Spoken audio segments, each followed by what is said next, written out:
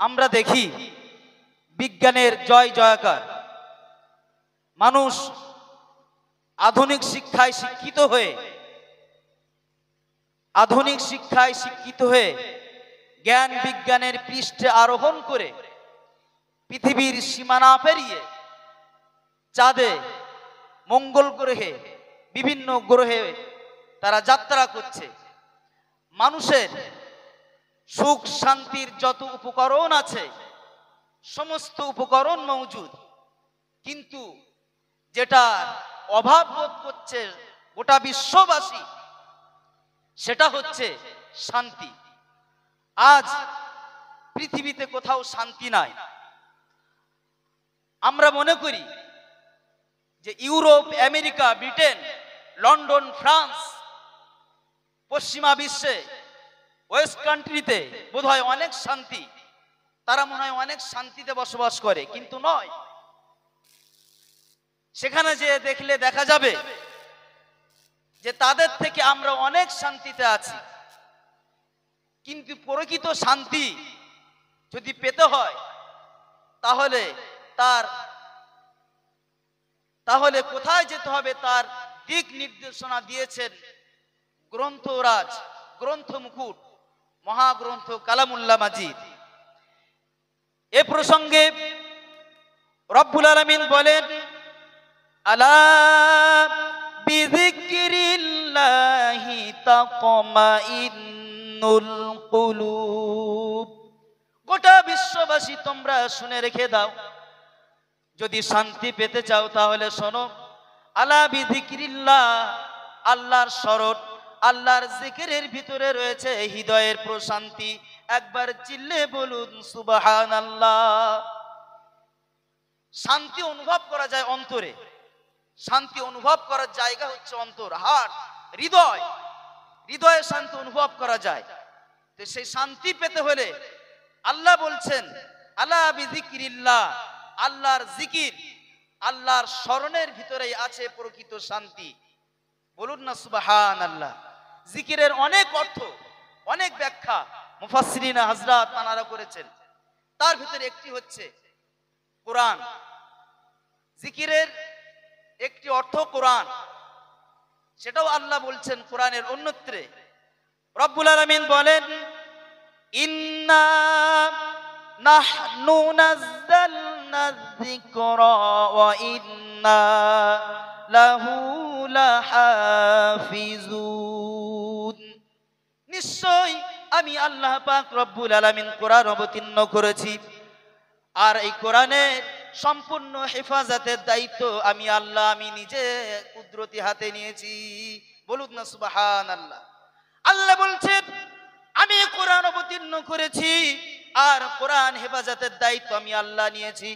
এখানে যে জিকির আছে, এই জিকিরের অর্থ হচ্ছে কোরআন, অর্থাৎ কোরআন তেলাওয়াত করলে, কোরআনের অর্থ বুঝলে, কোরআন অনুযায়ী চললে, কোরআন অনুযায়ী ব্যক্তি জীবন চালালে, সমান জীবন চালালে, রাষ্ট্রীয় জীবন চালালে শান্তি পাওয়া যাবে।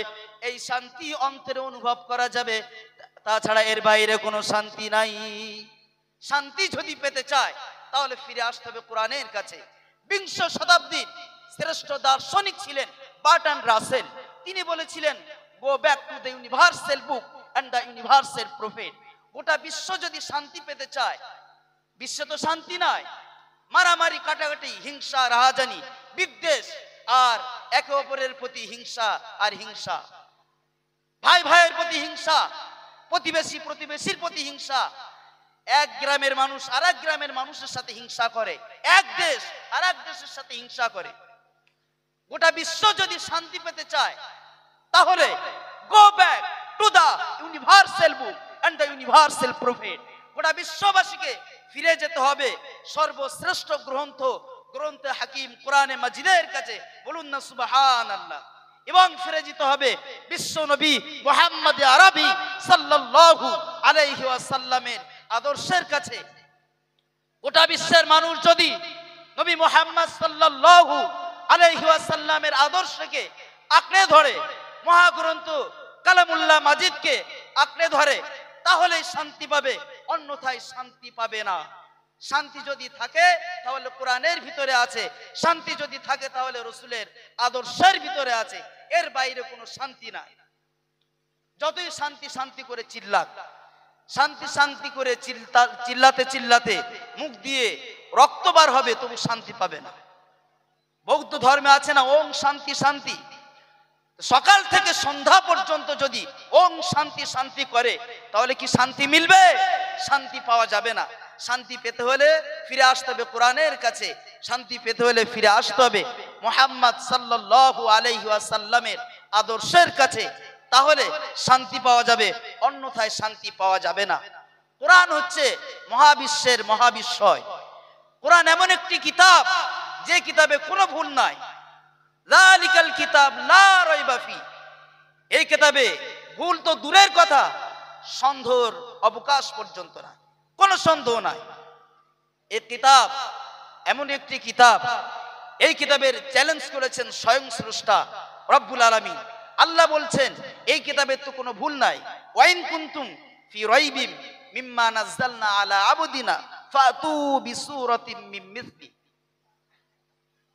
এই কিতাবের কোনো ভুল নাই। যদি ভুল ধরতে চাও তাহলে কোরআনের সূরার মতো একটি সূরা তোমরা এনে দেখাও।